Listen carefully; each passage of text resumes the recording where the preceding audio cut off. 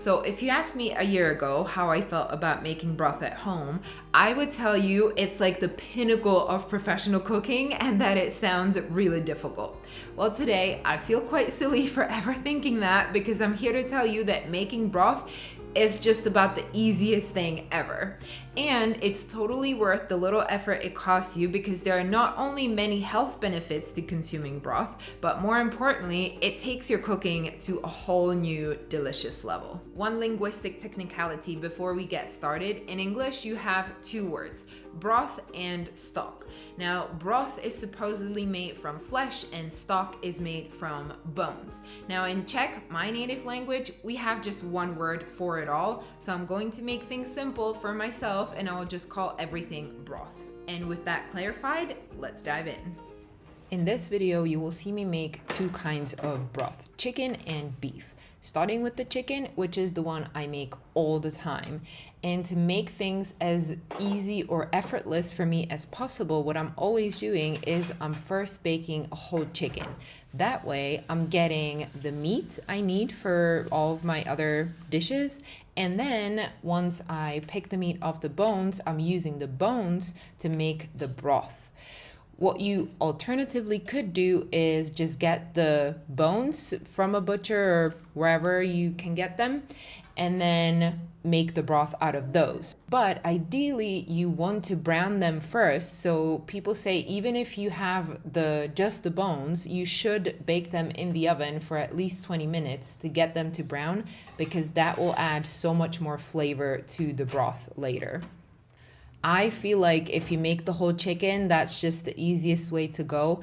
I know when I make a whole chicken and I pick it off the bones, the meat, I have meat for like 3 dinners done in pretty much 20 minutes. That's all it takes me to prepare the chicken and then to pick the meat off the bones. And you see me here scraping all those juices from the pan where the chicken was baking and pouring that into the pot where I will be making the broth later. You don't want to lose all those flavorful juices from the baking process. Now, if you wanted to separate this process into baby steps, what you could do is you could make the chicken, pick the meat off the bones, put the meat into the fridge and put the bones in the fridge as well, and not even make the broth at the same time or like right after you're making the chicken. It can stay in the fridge for a couple of days until you have time to make the broth.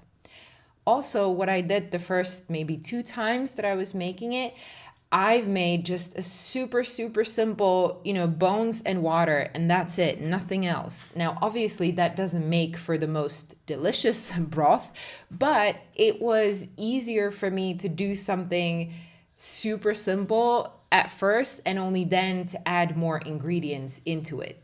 And so those other ingredients that you're adding to the broth is vegetables and spice. For the veggies, I usually have carrots and onions on hand, so that's what I put into my broth all the time. I don't bother peeling anything. I just cut off the stems, I guess that's what it's called, and I throw it into the pot. Same with the onions. Don't peel the skins. It actually gives the broth a really nice color. And for the spice, I'm using bay leaf and allspice. Maybe I actually use that from the very beginning as well because, I just always have those and you just throw it into the pot, don't do anything with it, and that's it. Then you fill it up with water and you start boiling it. Now, this is another crucial moment in the process, maybe the most important thing. You don't want to boil it too much. And you will see me later show you what too much means and how it actually should be simmering. And here I am getting the beef ready for the beef broth. So I have meat for that one. And as I said, the broth tastes better if it's browned. And so I'm browning that beef before throwing in the vegetables and the spices and all of that.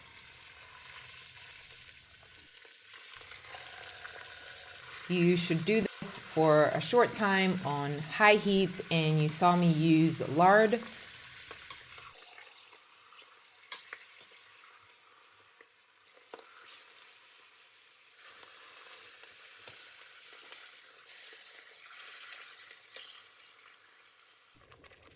And now I'm throwing in the same vegetables, the same spice.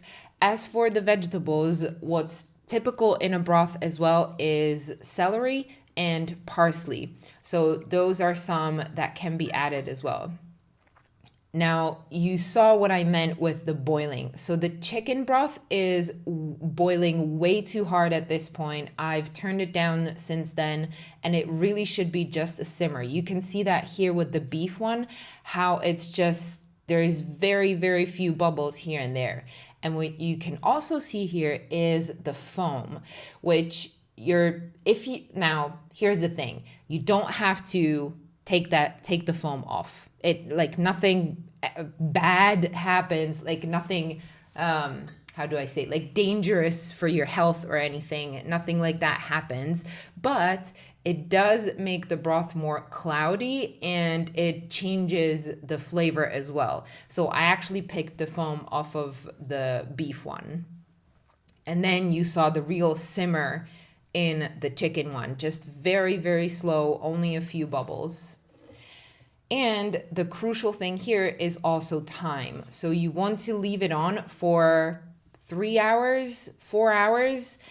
I'm not quite sure though with the meat one, because I mean, you're not using the chicken bones afterwards, so you don't really care how long it's cooking. But the meat I was using for an actual recipe afterwards, so you don't want to overcook that one. And once it's cooked, maybe cool down a little, you just pour it into your jars and you've got some beautiful broth. And you can see here the difference in the color of the chicken one, which is very much a yellow golden color, and then the beef one, which is a lot darker brown.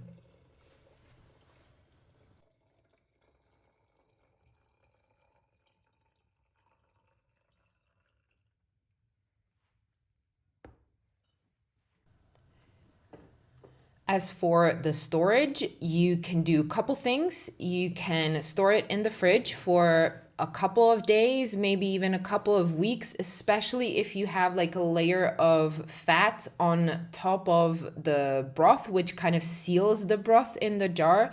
It will then last longer. But honestly, I mean, I just use it up within a week, 2 weeks tops.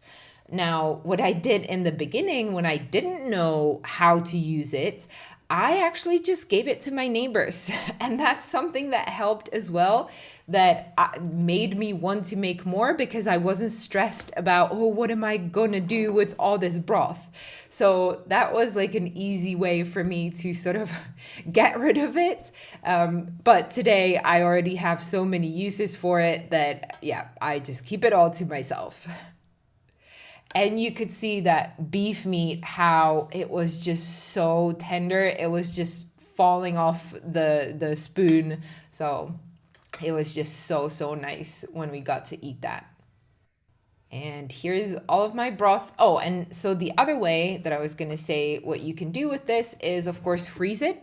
So I recently got this really great silicone form, which is just really great for this type of stuff, because it has that very firm lid. So once I put the lid on, it's very easy to manipulate with this. Before, I was using like individual muffin silicone cups, and that was just a nightmare to get that into the freezer.